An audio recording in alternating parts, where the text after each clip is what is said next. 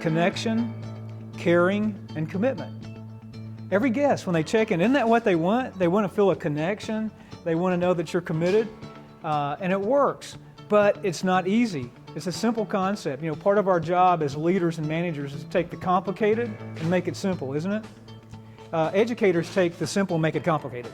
Our job is how do we take really concepts that can move our team forward with power, and this is one of them.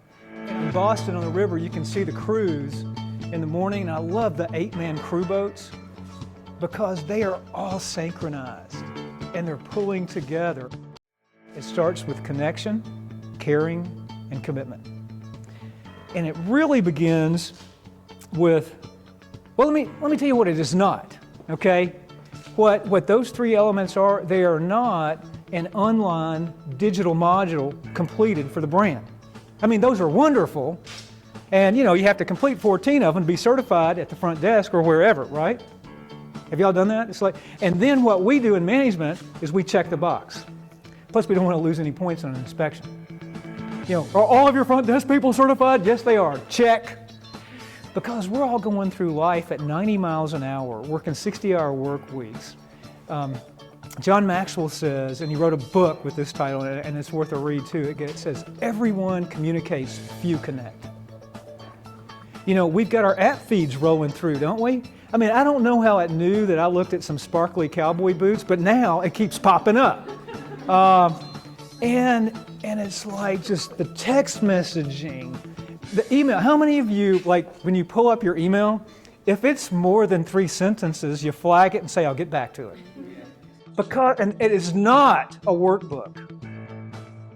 It is not attending a semi-annual conference with your company, even though they may have a great speaker that's motivational. You can't quite remember 3 weeks later exactly what was said, but you knew a lot of balloons fell. And we had matching t-shirts. That is not what? Connecting, caring, and being committed. Oh, and it is not winning a trophy and a t-shirt for being the best director of revenue management this quarter. I mean, it's nice.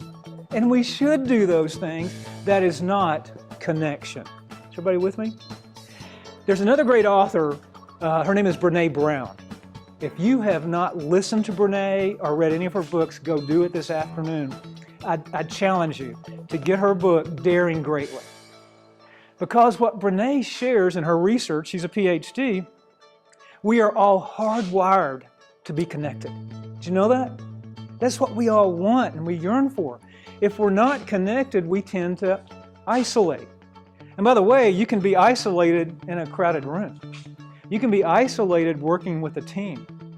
And what happens when we're isolated is we start getting into our own thinking.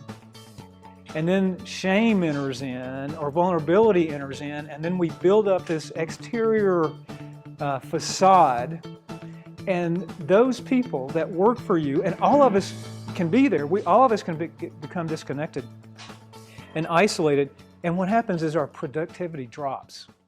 He goes, let's call a chief engineer in here. He comes in and we sit down and we talk about it. Within a few minutes, there were 3 department heads.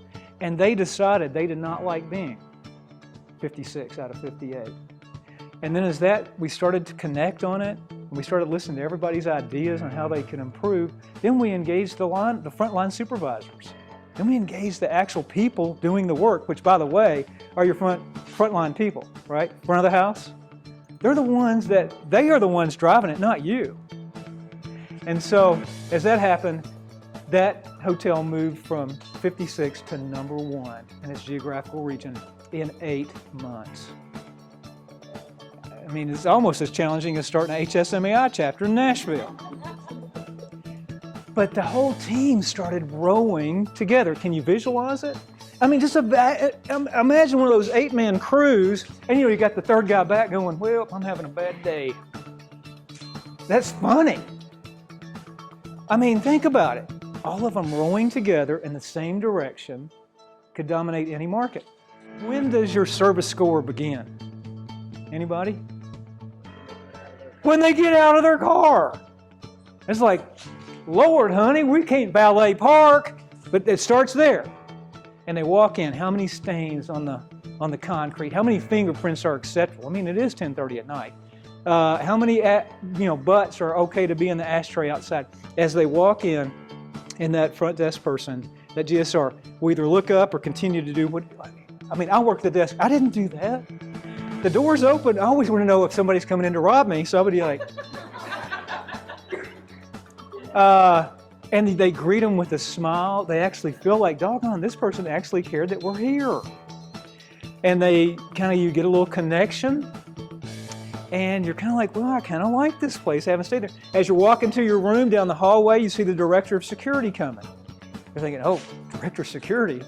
And the director of security looks at you and smiles and says, welcome to our hotel. We're so glad you're here. Let us know if there's anything that we can do. The tone begins. How many have great service? How many of your service is so great that you're there? You just can't get any better. Isn't that it? It's like, and I love Ray Kroc saying, as long as we're green, we're growing. Once we're ripe, we start to rot. How many rotten people do you know in our business?